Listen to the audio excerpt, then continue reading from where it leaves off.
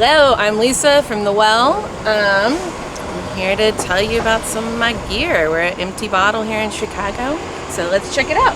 All right, first off, this beast of a Rickenbacker bass. She has recently come back into rotation. This is my first bass that I purchased. It's a 1981 and has definitely seen some action. 4001. I also have been playing an SG at home, but recently playing around, writing stuff at home, I brought back the old Rick, and she said she wanted to come out of retirement, so she's on this tour with me.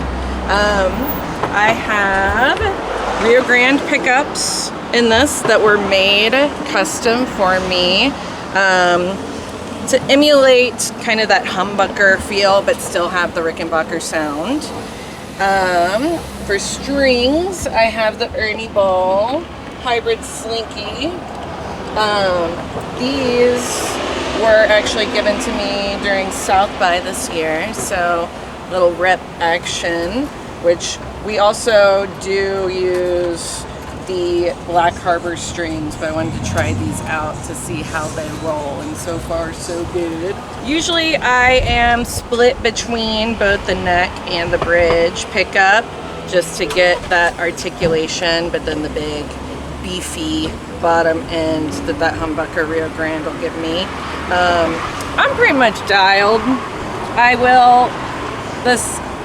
Some of my tones will be, and volume will be adjusted during the set on a need basis, but volume is usually all the way up because we like to play loud. Get that full body sound. So I'm also tuned to C sharp standard.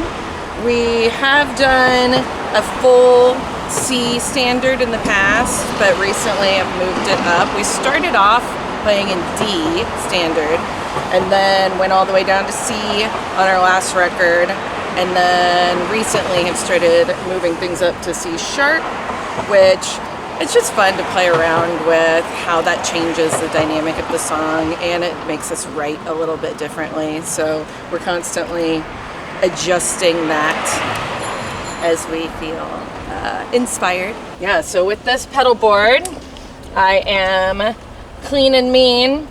I have my Crybaby Wah, my Fuzz War Death by Audio. This is the Russian Big Muff reissue, and then my tuner pedal with its beautiful jewels. Usually I'm switching between these two fuzzes.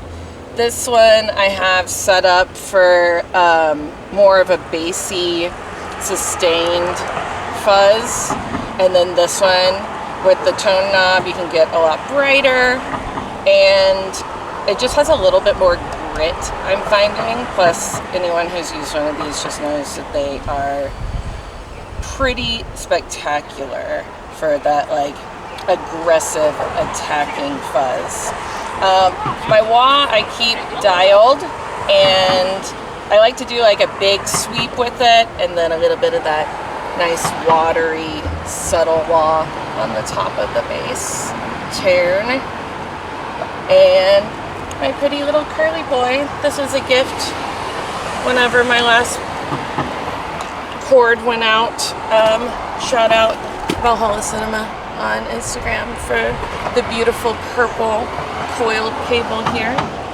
But yeah, I'm keeping it pretty simple. For my amps that are inside, I primarily use the SVT Classic. I have a 90s SVT that I use on the tour, and then at home I have a 1972 that was originally the Flesh Eaters that was on like the Return of the Living Dead soundtrack. That one is now staying at home. He doesn't like to go on the road anymore, but pretty wonderful for the studio.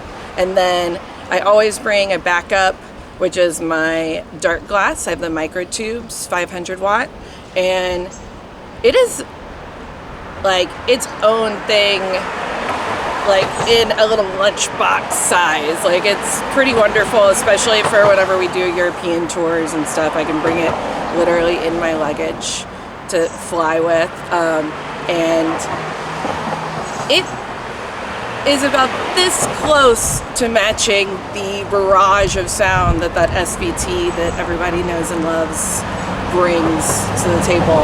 So she's always waiting in the wings to swoop in and help me out whenever my SVT tube amp decides that it wants to take a night off. All right, so we are currently on tour. That is usually the case. We like to hit the road as much as possible. As soon as we get home from this run, we're going into the studio to finish up our next record, which should be coming out in 2025. Yeah, if you want to follow along, we're The Well Band on Instagram, Facebook, all the socials. Keep up with the ride, I don't know. Roll with us. Who knows? Sure.